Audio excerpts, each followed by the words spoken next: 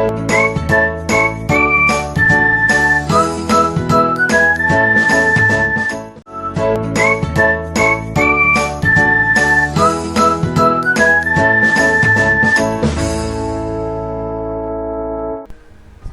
anak-anak kelas 6. Gimana kabarnya? Bertemu lagi dengan Usratna.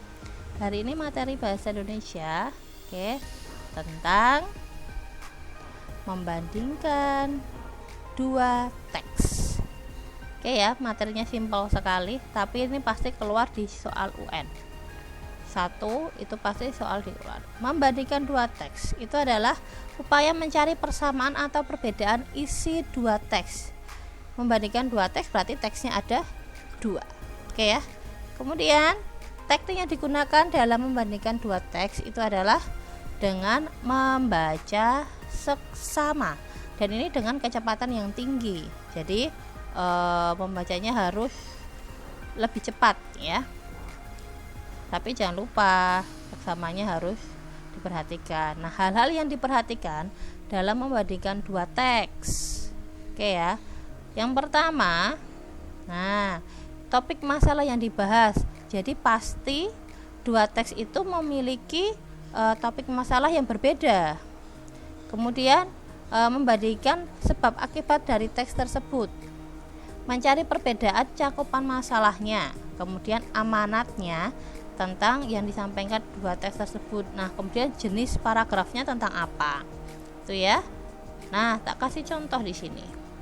Di sini ada dua teks. Yang pertama, olahraga telah masyarakat di kalangan generasi muda baik di kota maupun di desa.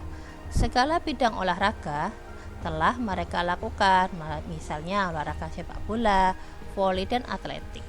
Akhir-akhir ini, olahraga sepak bola sangat diminati kalangan pemuda.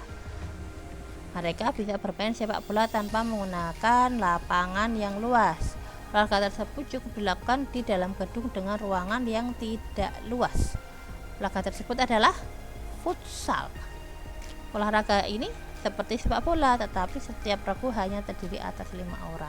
Kalau teks pertama ini disebutkan dulu ya jenis-jenis olahraganya, kemudian tapi lebih difokuskan hanya pada futsalnya saja.